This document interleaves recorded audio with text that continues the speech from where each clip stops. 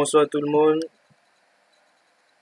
Alors, ce soir, nous allons voir comment créer un formulaire et comment enregistrer les informations de ce formulaire dans une base de données. Donc, pour tous ceux qui n'ont pas suivi la vidéo sur comment créer une base de données à l'aide de PHP-MyAdmin, je vous invite donc à regarder la vidéo précédente. Et pour ceux qui l'ont déjà suivi, bon, vous êtes bien tombés. Alors, pour créer un formulaire, pour pouvoir enregistrer les informations de ce formulaire dans une base de données, donc nous avons deux étapes à suivre ici. La première étape, c'est tout d'abord de créer la base de données. Nous allons dans ce tutoriel utiliser la base de données que nous avons créée dans la précédente vidéo. Puis la seconde étape consistera en la création du formulaire et des différents codes PHP qui permettront d'enregistrer les informations dans notre base de données.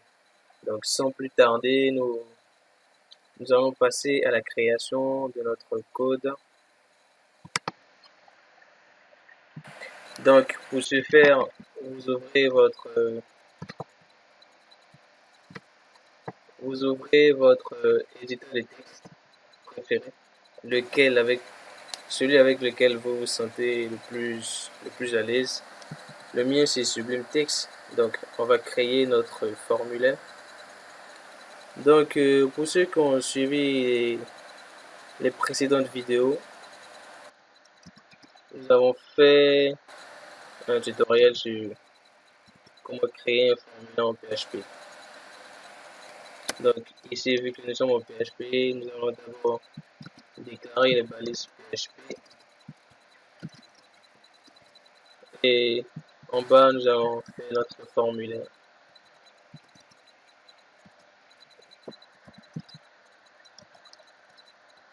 On enregistre notre page. On prend bien soin de l'enregistrer dans la racine de notre répertoire de travail. Donc, moi qui travaille sur Windows, ça sera dans le dossier www de mon ROM 64 bits. Donc, je le nommerai formulaire. Attention, je le nommerai plutôt tuto formulaire .php.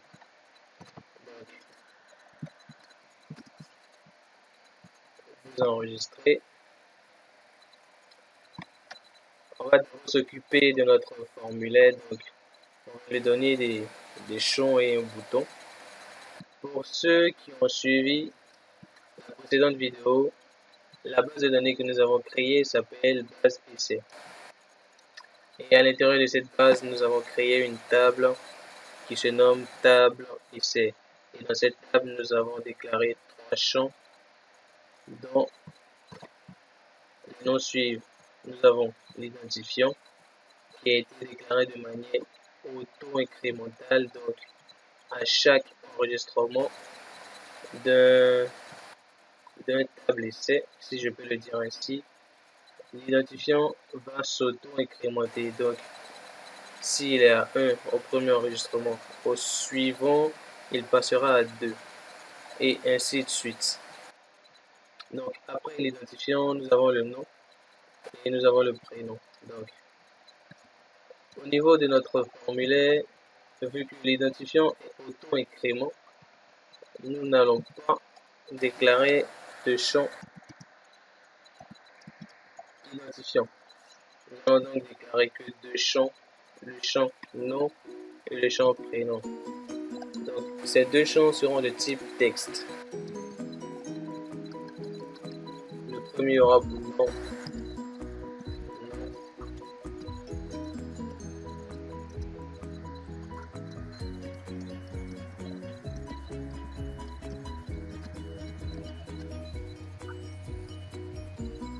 le second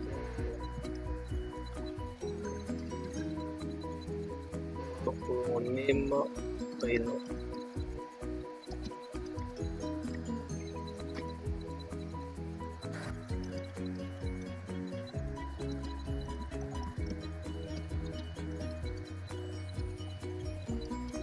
On déclare notre bouton.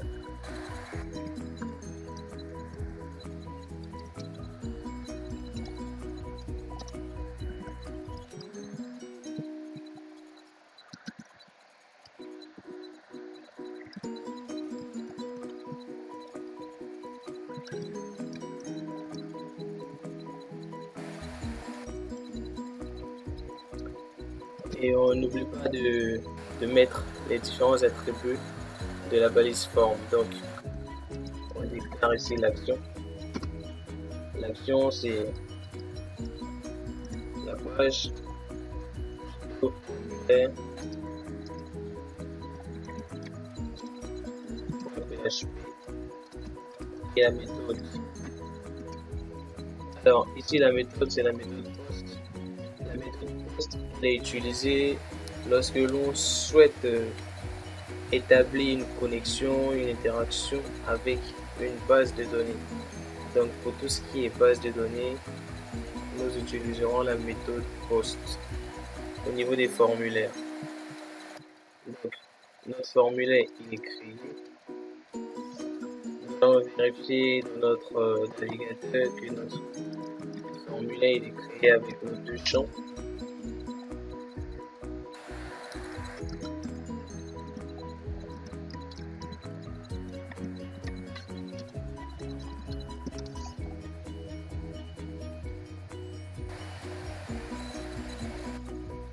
On a bel et bien notre formulaire avec les deux champs. Entrez votre nom, entrez votre prénom. On a également notre bouton valider qui est là également. Ce que nous allons faire maintenant, c'est établir un lien de connexion avec notre base de données. Donc, pour établir notre lien de connexion avec notre base de données, nous aurons à définir quelques paramètres. Alors, ces paramètres serviront à nous connecter à l'interface de PHP-MyAdmin, à cette interface-là.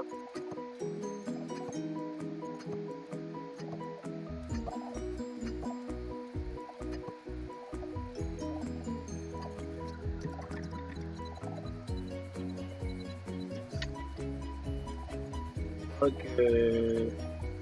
bon, les paramètres que nous allons rentrer permettront de nous connecter à la première interface de PHP-MyAdmin que nous avons vu dans la vidéo précédente. Et ces paramètres nous permettront également de nous connecter à notre base qui est Tableau PC. Ici, les différents paramètres.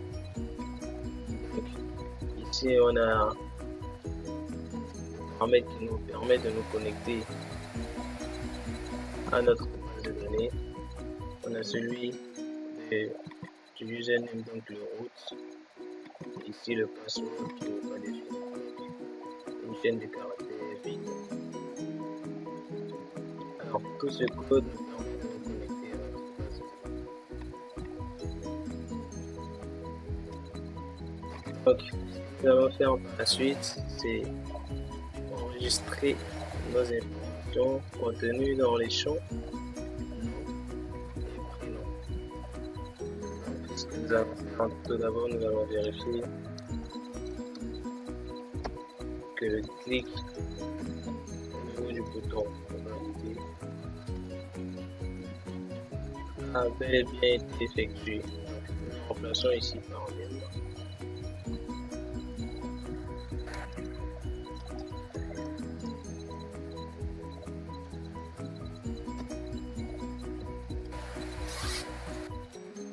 Ici, ce qu'on dit, c'est si le bouton validé a été enclenché, faire les actions qui sont en dessous. Alors, qu'est-ce qu'on doit faire si on clique sur le bouton valider. On va d'abord vérifier que les informations ont été utilisées.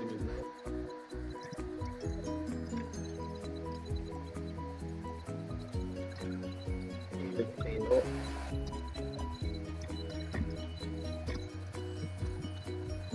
Ont bel et bien été envoyés. Si c'est le cas, nous vérifions que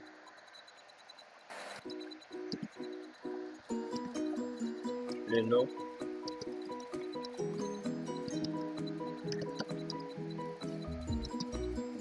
est différent de la chaîne et il en va de même pour le prénom. Donc, dollar prénom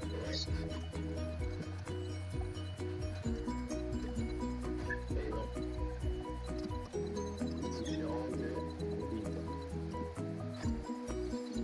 Alors, si ces trois conditions sont vérifiées, c'est là que nous ferons notre enregistrement en base de données.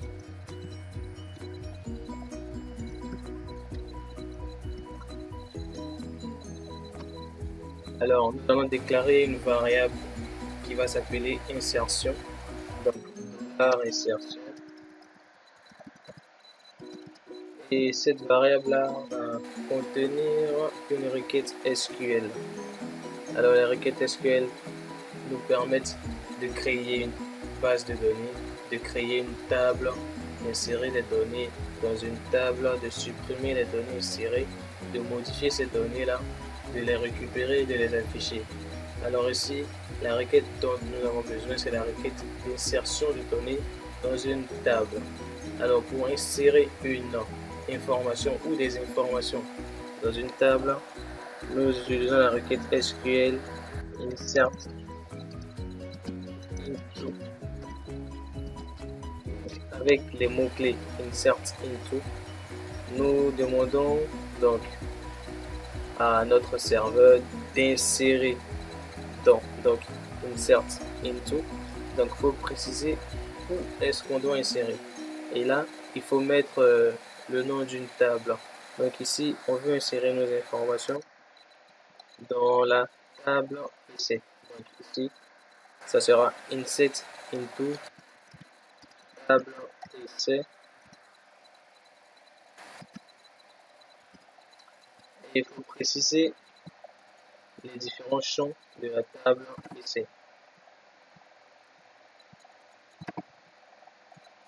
Donc ici, nous voulons insérer dans le champ nom et dans le champ prénom. Donc ça sera insert into, entre parenthèses, nom, virgule, prénom.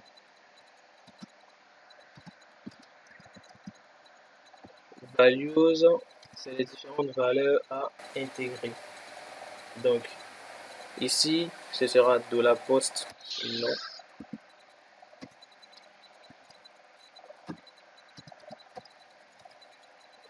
Et $post prénom.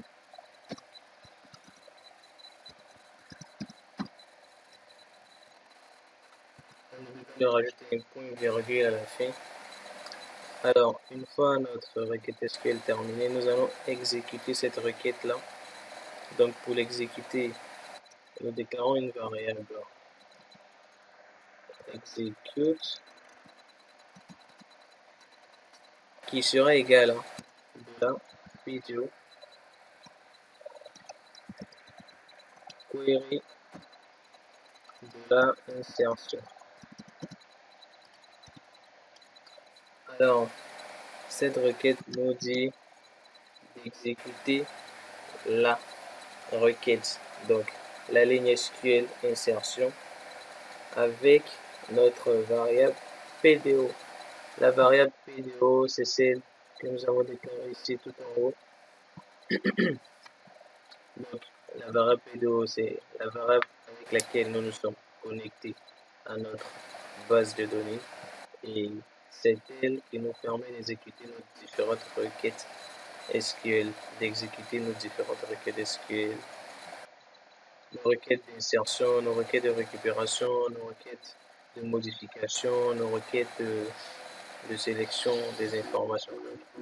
Ici, n'oubliez pas d'utiliser votre variable. Donc, la mienne, c'est vidéo. Alors, après ça, nous allons vérifier que la requête c'est bien exécutée. Donc, if var execute égale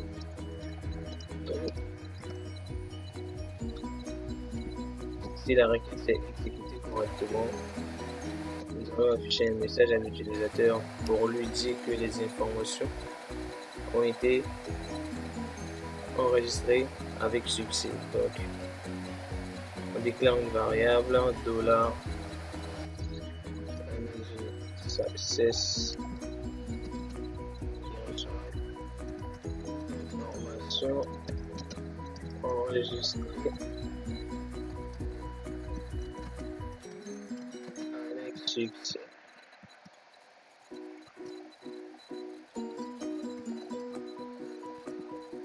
Sinon, on dira à l'utilisateur que l'enregistrement n'a pas pu être effectué.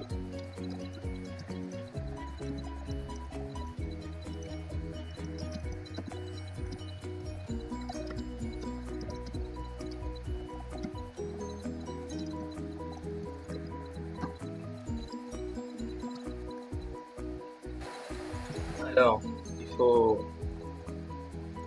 ce que nous allons faire maintenant, c'est de rajouter ces deux messages là au niveau de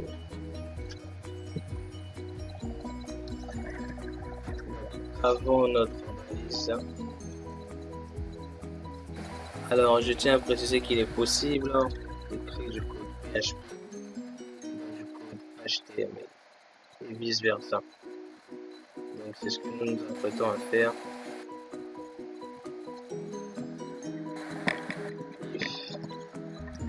Reset $mg error et $mg error. Sinon, si reset $mg success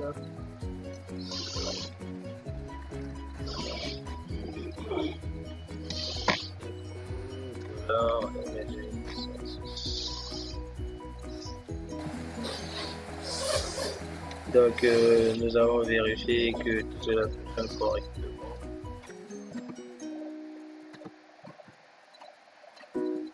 Alors on nous dit que nous avons une erreur à la ligne 23. Nous venons à la ligne 23. Nous avons oublié une parenthèse. On recharge.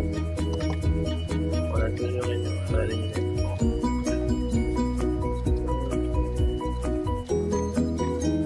Exactement.